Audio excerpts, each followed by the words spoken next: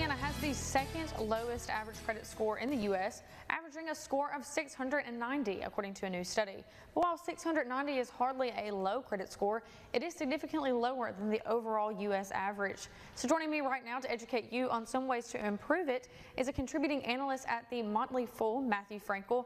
And for those who may not know, we're going to go ahead and just talk about why credit scores and all things about it matter. So Matthew, thank you so much for joining me here this morning. Yeah, thanks for having me. Yes, of course. So we're just going to start off. Why are credit scores so important and why do they matter? Well, I mean, a good credit score can help you, buy what you need, and a higher credit score can give you a lower interest rate, get you better credit card rewards, and help you buy a house and a car. Definitely. I feel like that's something that a lot of people, maybe the younger generation, these are important things for them to keep in mind as they enter this new phase of life. So what are some things that can negatively affect your credit that the average consumer maybe doesn't think about? Well, I mean, obviously you want to pay all your bills on time. The less obvious things are only apply for new credit when you need it. Keep your credit card balances as low as possible. Generally 30% or less of your credit limit is a good guideline.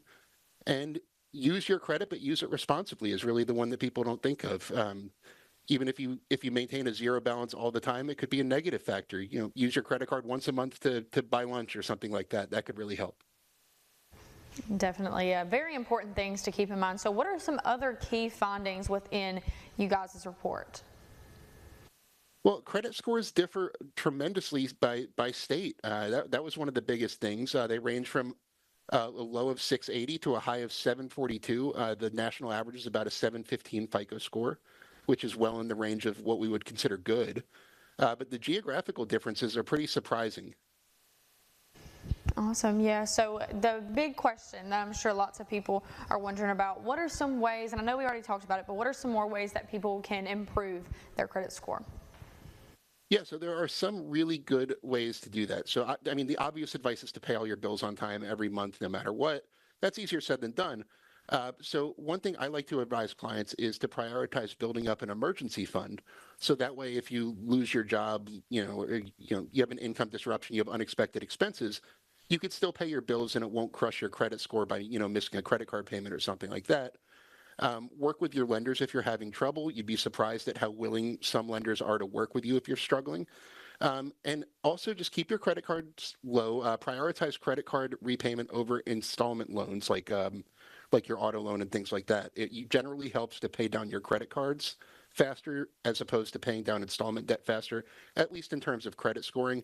And avoid having companies run your credit unless you absolutely need to borrow money. Definitely. Once again, some great things to keep in mind. And so if more people want to really dive deep into the study and learn more about it, how are they able to do that? Check out Motley Fool at fool.com, and you can find all of our financial research there, including our credit card study.